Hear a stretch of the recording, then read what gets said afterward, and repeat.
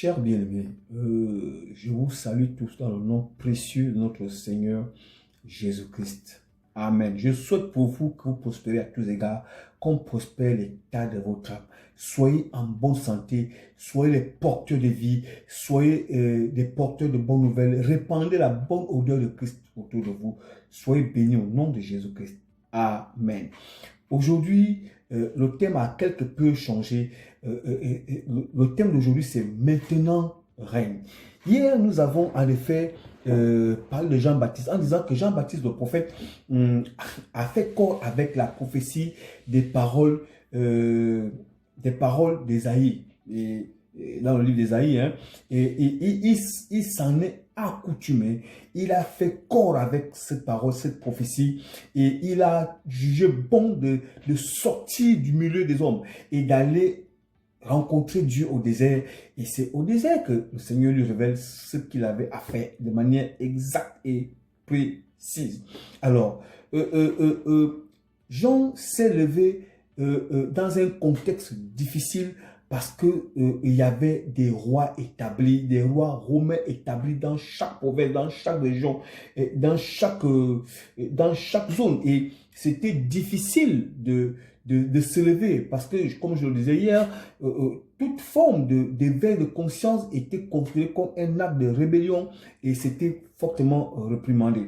Et Jean-Baptiste, un jeune homme qui a décidé de servir Dieu, étant jeune, il a impacté son milieu, le pays, il a impacté les rois. Les rois avaient besoin de Jean-Baptiste, et je crois qu'il priait même pour les rois. Et vous voyez, c'était un jeune qui a impacté, et pourtant c'était difficile, mais parce qu'il avait en lui la puissance de Dieu, les rois avaient besoin de lui pour prier, et certainement faire autre chose. Vous savez, quand on devient puissant, les hommes politiques ont toujours besoin de nous. Ça, c'est important, et c'est normal. Donc, voici un jeune qui a compris le système, il a compris Dieu. Et il a été un homme influent, très influent. Alors, j'ai envie d'aborder dans le sens où nous sommes des jeunes, étant donné qu'aujourd'hui, le Gabon est un pays jeune, parce que près de 70% de la population est jeune. Et que, de manière plus précise, je parlerai aux jeunes chrétiens de ce pays qui devraient en principe se lever afin de révéler au monde la puissance de Dieu. Parce que les nations, la création entière attend avec ardent désir la révélation de ses fils, de ses hautes personnalités spirituelles. Attendez, le livre de Joël chapitre 2 verset 28 nous dit ceci. Après cela, je répandrai de mon esprit, mon esprit sur toute chair. Mon esprit, Dieu parle. Je répandrai mon esprit sur toute chair.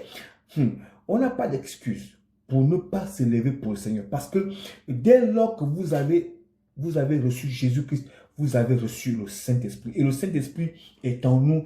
Et il vient maintenant réveiller et, disons, ouvrir tout ce qui était programmé pour nous, toutes les promesses, toute la prophétie de Dieu nous concernant. Et en plus, il dit, vos fils et vos filles prophétiseront. Waouh! Je tire des points parce que je ne vais pas m'étendre sur tout.